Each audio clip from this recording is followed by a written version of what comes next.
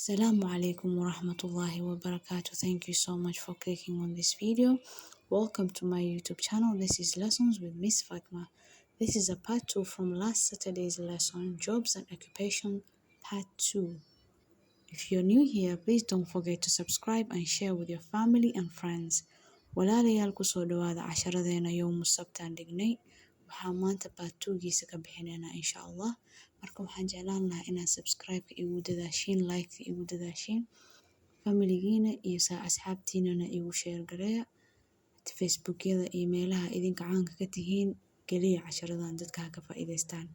Marka casharka aan bilowno. Electrician, korontiste.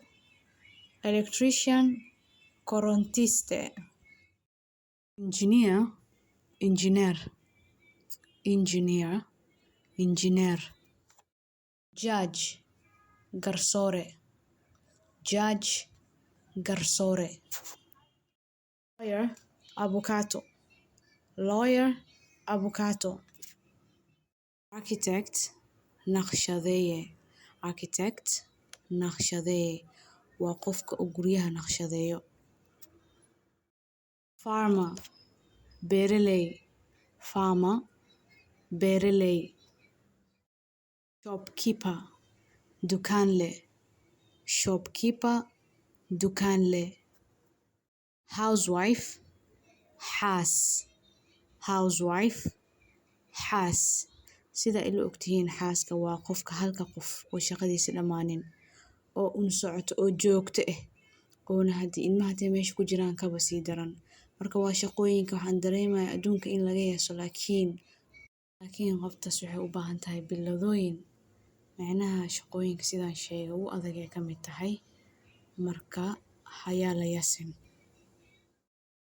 Maid, shaqaale guri. Maid, shaqaale guri. Florist, ubax gade. Florist, ubax gade. Pest control, xakameynta cayayaanka. Pest control, xakameynta cayayaanka. Chef, cunto kariye. Chef, cunto kariye. Singer, heesaa, or for a man, fanaan, and a woman, fanaanad. Hotel manager, maamulaha hotelka. Hotel manager, maamulaha hotelka. Language translator, turjumaan luqadaha. Language translator, turjumaan luqadaha. Nurse, kalkaaliso. Nurse, kalkaaliso. Waiter, kabalyeeri. Waiter, kabalyeeri. Businessman, ganacsade. Businessman, ganacsade.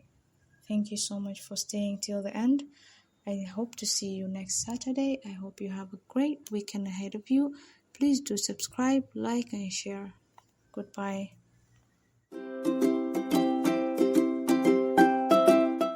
Assalamu alaikum.